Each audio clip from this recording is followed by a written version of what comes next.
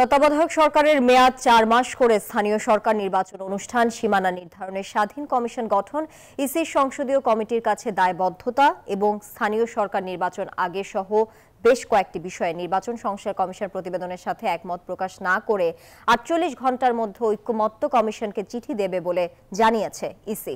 বৃহস্পতিবার সকালে রাজধানীর আগারগাঁওয়ে নির্বাচন কমিশন সচিবালয়ের সামনে জাতীয় পরিচয়পত্র সেবা নিজেদের অধীনে রাখতে স্ট্যান্ড ফর এনআইডি কর্মসূচির অংশ হিসেবে মানববন্ধন কর্মসূচি পালন করে নির্বাচন কমিশনের কর্মকর্তাবৃন্দরা।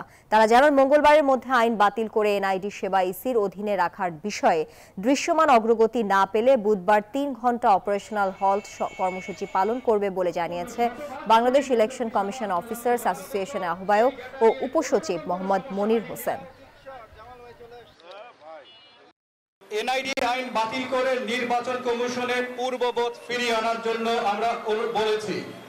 যদি ওই সময়ের মধ্যে আমরা কোনো কার্যকর পদক্ষেপ না দেখি, তাহলে ১৯ তারিখ সারা দেশে নির্বাচন অফিস এবং সচিবালয় এনআইডিতে আমরা অর্ধ দিবস অপারেশনাল হল্ট কর্মসূচি পালন করব ৯টা থেকে ১২টা পর্যন্ত।